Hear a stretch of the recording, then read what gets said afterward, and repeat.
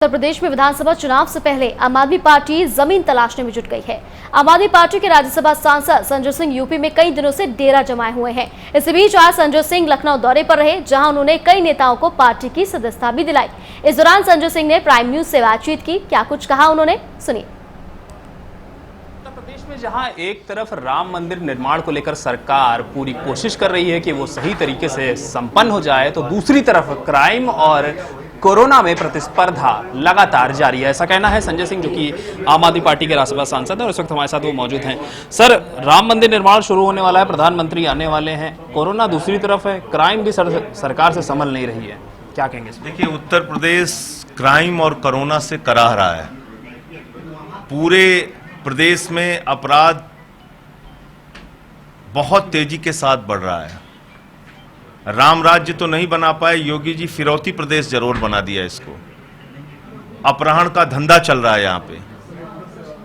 आप देखिए, 8 पुलिस के जवान मार दिए जाते हैं, पत्रकार विक्रम जोशी की हत्या हो जाती है, पत्रकार शुभमणि त्रिपाठी की हत्या हो जाती है, संजीत यादव की हत्या हो जाती है, ब्रजेश पाल की हत्या हो जाती है, 4 लोगों को एक ही परिवार के प्रयागराज में गला काट के उनकी हत्या हो जाती है, 3 लोगों की कासगंज में एक परिवार की हत्या हो जाती है। खुद मुख्यमंत्री के गृह जनपद में एक पान वाले के बेटे का अपहरण किया जाता है, फिर उसकी हत्या कर दी जाती है। तो यूपी में सुरक्षित कौन है? यूपी में पुलिस वाले सुरक्षित नहीं, पत्रकार सुरक्षित नहीं, किसान सुरक्षित नहीं, बेटियां सुरक्षित नहीं, व्यापारी सुरक्षित नहीं। यहां पर अगर सुरक्षित है कोई, तो नेता और अपराधी सुरक्षित है। यहां चिन्मयानंद सुरक्षित है, यहां कुलदीप सेंगर के पक्ष में सरकार खड़ी हो जाती है। तो इसलिए जब नेता, अपराधी और पुलिस का गठजोड़ रहेगा तो अपराध नहीं रुक पाएगा। लेकिन वो तो कह रहे हैं कि 3 तलाक जैसा बिल हमने पास किया और उसके बाद अब महिलाएं सुरक्षित हो गई हैं।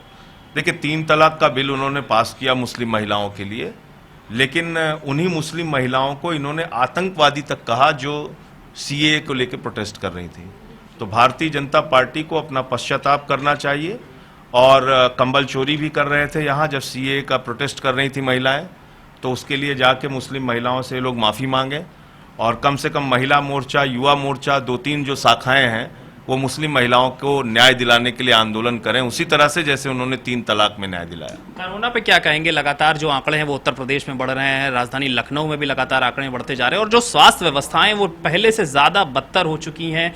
होम आइसोलेशन की बात कही तो जा रही है, लेकिन उसमें भी किसी प्रकार की कोई देखभाल, किसी भी चीज़ की देख रेख नहीं की जा रही। देखिए, होम आइसोलेशन कोई मुंहजबानी कही हुई बात नहीं है।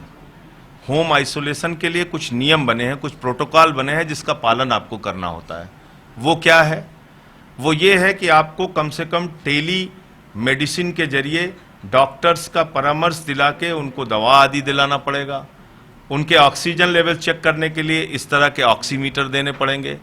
उनकी देखभाल करने के लिए, उनसे पूछताछ करने के लिए डेली उनको फ़ोन पे उनकी काउंसलिंग करनी पड़ेगी। तो ये सब कुछ करना पड़ेगा। लेकिन दुर्भाग्य से अधिकारियों की एक टीम 11 बनाई योगी जी ने।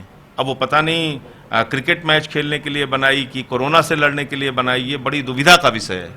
लेकिन उनकी टीम 11 कोई काम करते हुए नहीं दिख रही है। 31 मई को इन्होंने कहा कि 1.5 लाख बेड पूरे उत्तर प्रदेश में हमने बना दिए हैं। कहाँ है बेड आपके? जब लखनऊ तक में 8-8 घंटे लोगों को बेड नहीं मिल रहे हैं, उनकी जान चली जा रही है।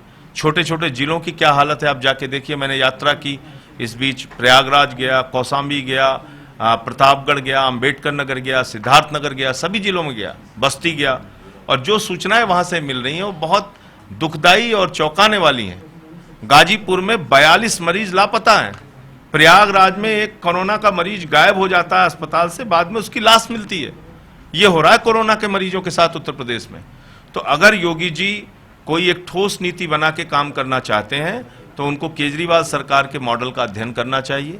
दिल्ली में अपनी एक टीम भेजिए और जाकर वहां से वो जानकारी लें कि किस तरह से केजरीवाल जी ने कोरोना से लड़ाई लड़ी है। Home isolation, plasma bank, oxygen bed, ventilator bed, तमाम तरीके की पहल और इंतजाम करके केजरीवाल जी ने कोरोना को वहाँ हराया है। आज 90% से ज़्यादा वहाँ रिकवरी रेट है, लोग ठीक हो रहे हैं।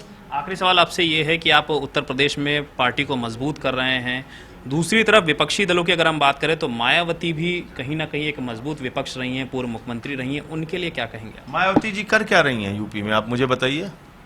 मैं एक आंकड़ा अभी आपको दिखा रहा था पत्रकार वार्ता में, आप उसको चेक कर लीजिएगा। उत्तर प्रदेश में सबसे ज्यादा दलितों के ऊपर अपराध हुए हैं, सबसे ज्यादा 28% अपराध दलितों के खिलाफ यूपी में हुए हैं। एक शब्द मायावती जी के मुंह से निकला? 6 उनके विधायक राजस्थान में चले गए, कभी उनके मुंह से आवाज निकली? उनके मुंह से आवाज कब निकली? कब आवाज निकली उनके मुंह से? जब भाजपा की सरकार वहां संकट में आ गई, जब वहां भाजपा को सरकार बनाने के लिए तोड़फोड़ करने का मामला है, तो मायावती जी सामने आ गई कि भाजपा की सरकार बनवानी है, हमारे 6 विधायकों को हम व्हिप जारी कर रहे हैं। तो बहन जी उत्तर प्रदेश में भाजपा की बी टीम बन चुकी है। तो धन्यवाद हमसे बात करने के लिए संजय जी। तो ये थे संजय सिंह, जिनका साफ तौर पर कहना है कि उत्तर प्रदेश सरकार क्राइम और कोरोना दोनों को रोकने में कहीं ना कहीं विफल साबित होती जा रही है। जो होम आइसोलेशन के नियम होते हैं उन नियमों का भी पालन नहीं हो रहा है और आने वाले दिनों में ये स्थिति और भयावह हो जाएगी। लेकिन अगर सरकार राम मंदिर निर्माण करवा रही है तो अपनी भी सावधानी देखें। लखनऊ से कैमरा पर्सन दीपक के साथ मैं नितिन प्राइम।